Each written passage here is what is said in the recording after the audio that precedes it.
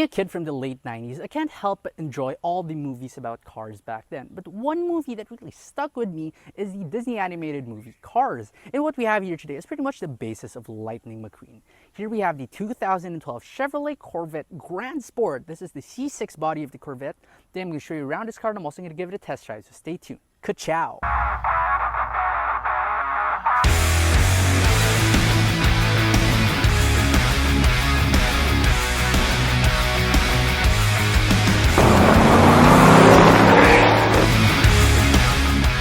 Of the Corvette has the typical recipe of a sports car, or particularly American sports car. So you have a hood that's disproportionately long compared to the rest of the car. Your headlights, they are clear, the cover is clear, and under it you're going to see body color. So since this car is red under these, it's also red. You also get a dual beam setup over here. Then you get more vents, you get a really low chin down below that pretty much scrapes a lot. Then instead of having a regular Chevrolet logo, you have your classic Corvette logo. But this one on the left side, it has the checkered flag, and then you also have the 60 years over there, plus just a really tiny Chevrolet logo over there. I want you to take a good look at this angle of the C6 Corvette Grandsport. Grandsport actually has a wider track similar to the Z06. However, the main difference between the Z06 and this one, this does not get aluminum frame. So this is still your regular steel frame. So it is quite heavier than what you would get with the Z06. The profile of the Chevrolet Corvette is probably one of the most iconic in the world. So it started off with like the Stingray, or even the older ones, the C1 and the C2 Corvette. It just has that really nice tapered lines all across the car. So it is pretty low up front, then it gets a bit higher towards the back. But most importantly, if you look at the back part, it's not flat in any way, nor is it round. Instead, it curves in. It's slightly convex and goes towards the bottom part of the car. A really nice design. Up front, you do get 18-inch rims, and you get 19s at the back, wrapped in Michelin PS4S tires, and these are 325/30/19s, probably one of the thickest and widest tires available.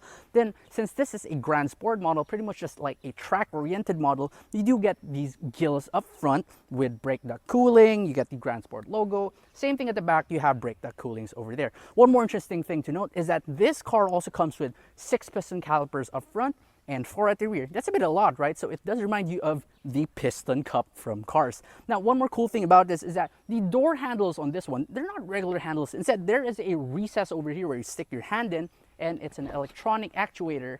And while we're here, let's check the door thud.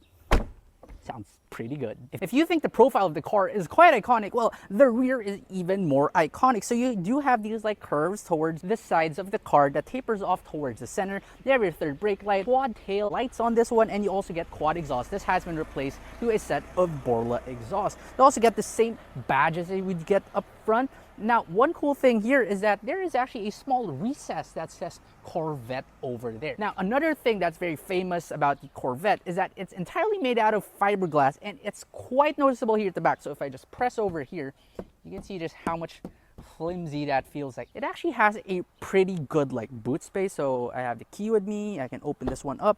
And as I lift this one up, you can just see how massive it is in there. This is probably bigger than some trunks of regular sedan, and it's also covered in the beautiful red carpet with a Corvette logo as well as a Grand Sport logo. Open up the hood of the Corvette. You simply have to do it from the side because it lifts towards the front of the car. And under here, you have this 6.3-liter LS3 small block V8 engine pushing out 430 horsepower and 575 newton-meters of torque.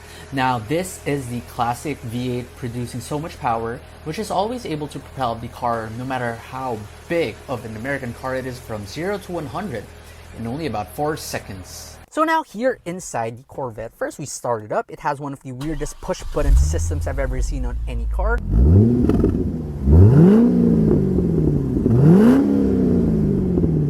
Alright, so the interior of this particular Corvette is quite special because this is one of the higher trim models of the Corvette. I forgot if this was the LT3 or the LT4, but instead of having your usual American car interior with so much hard plastic, this is all covered in leather, and there's even stitching all across this, as well as a Corvette logo across the passenger side. The steering wheel too, it is leather covered. You have a Grand Sport logo towards the center. It's multifunction, so you get your audio controls towards the right. And what's weird about this, instead of having your paddle shifters, typically like downshift on the left and upshift on the right.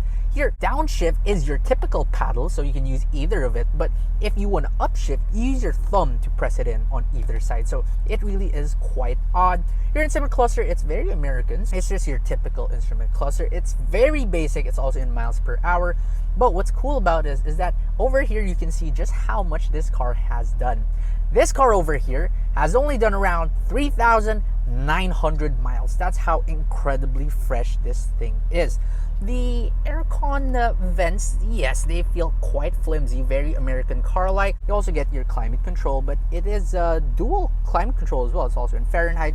Then down the center all across, it is carbon looking, but I'm not quite sure if that is carbon. That feels like plastic. Being an automatic, you have drive and sport mode, but that's about it. What's odd about this is that despite this being a left-hand drive car, you still have the handbrake all the way to the right because it is being eaten up by this giant center console over here.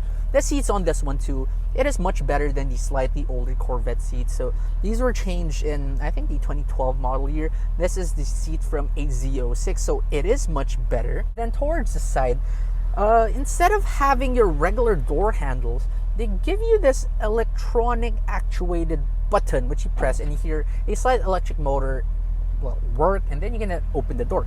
Now, what if you're stuck inside the car and that doesn't work? Well, Chevrolet thought of that. So down below, you also get another pull to mechanically release your doors. That is quite interesting.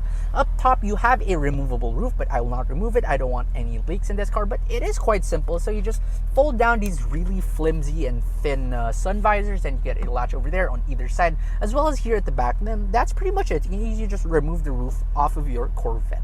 I want to show you the seats again from a different angle. So in a lot of sports cars, the seats are quite uncomfy, but for this one, they do feel like regular sports seats. So they're just a bit bolstered. There's nice leather all across it as well with really good stitching. And you also get 6-way power adjustments plus 2-way manual adjust. However, you can't really recline it all the way because of this barrier right here. And this barrier is quite cool because it's also body colored. Then you also get your Corvette logo over there. Driving the 2012 Chevrolet Corvette C6 Grandsport. I'm currently in a village, but don't worry because I will bring this out to the open road later on, so stay tuned for that. But first, here inside the village, there's a couple of twisties here, which I want to try this car in. No, American cars aren't supposedly good at twisties, but oh well, let's try it out here. So right off the bat, the engine's incredibly responsive. The steering for an American car is so good. It's still not as great as a lot of European cars, but the way this thing corners, it's rather flat. It's very direct, but it really doesn't give you that much feedback when it comes to the steering. If you have something like the German sports cars like A911, those are just so much better. Now, if you ask me if the Corvette feels like you're driving an American car, yes, it still does. It still does not give you so much reassurance as what you would get with, well, other sports cars. It still has that all floaty, slightly floaty American feel to it. But if you compare this car to the likes of the Mustang or even its stablemate, the Camaro, the Corvette is just a much better handling car. We finally got it out to the open road where the Corvette finds its home, or should I say pretty much any American sports car. And if you floor this car, there is no replacement for this placement, and this is absolute proof of that. The sound that the V8 engine makes, whether or not it's a small or big block, but it is a small block, it's still absolutely fantastic. I know that the Porsches, they can give you really great sounding exhaust, but at the end of the day, yes, it's a flat 6, and it's the same story with something like the Nissan GT-R R35. It's a turbocharged V6 engine. Sure, it sounds great, but there is just something about the sound that an 8-cylinder can do. Use your paddle shifters, downshift, and okay, not gonna lie, there's a lot of throttle delay with this one. And even if you use your paddle shifters, it really does hesitate in shifting. One thing I really love about American cars, and let's say muscle cars and cheaper muscle cars, is that their suspension isn't exactly tuned to be race spec. So even this Corvette right here, even though it's a proper sports car, and especially a Grandsport with supposedly racing suspension, it still rides amazingly well on city roads. So right now I'm driving on Commonwealth Avenue, and the roads here aren't exactly the best, but still it's extremely comfortable. Even the seats themselves, they're so soft, they're so supportive. More so a Grand Tourer than a sports car, this thing feels like. It's just really quite a serene experience to be driving this car in the city. And the best part about it is that when the road does clear up, you can just floor the throttle and you are rewarded with the sound of your V8 engine. It's still not as ridiculously fast as the GTR, nor something like a GT3, but still, you know, for your daily dose of happiness, I would say, that 0 to 100 time of around 4 to 4.3 seconds is more than enough to put a smile on your face. Adding to the grand touring feel of the Chevrolet Corvette, noise is kept to a bare minimum.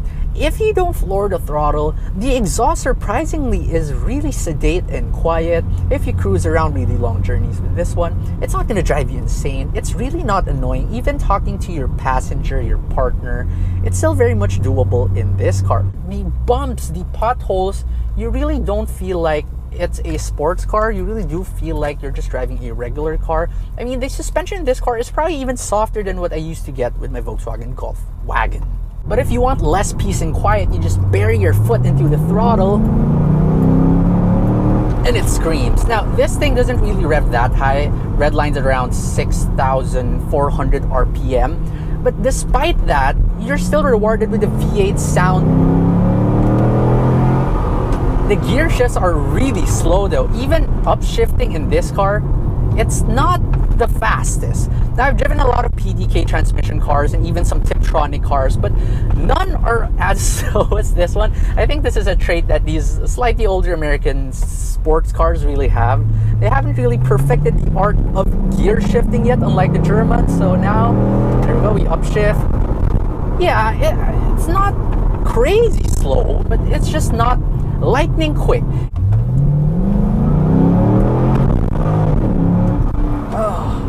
It does not have all that really annoying and scary float that you would get with Mustangs and Camaros. So even if you drive this fast, it's actually very reassuring. Damn, that sounds absolutely fantastic. You cannot beat a V8. There is absolutely no replacement for displacement, and the Chevrolet Corvette is the absolute proof of that. Many people argue that twin-turbo V6 and turbocharged inline-4 engines, and maybe even electric cars, is the future. But if that is the future, perhaps I want to stay and dwell in the past and the present. For whom should the Chevrolet Corvette be? Well, if you're looking for something like a Nissan GTR, which just kind of slightly competes against, this car is not for you because it just does not have the same utter speed as a Nissan GTR. Maybe you're looking for an NSX, that's crazy expensive now, so this would be somewhat of a slight alternative, but I can't really say that because obviously I've never driven an NSX. But what about a 911, which more or less kind of competes with this one as well? Get the 911 if you want rear engine, rear wheel drive, if you want that more fun and better handling when it comes to the corners. However, if you want something like a 911 with the practicality and all that, and you still want to be able to somewhat daily drive it, but also have fun with it, lots of fun with it during pulls, then the Chevrolet Corvette C6, Grandsport or not, is probably the car for you.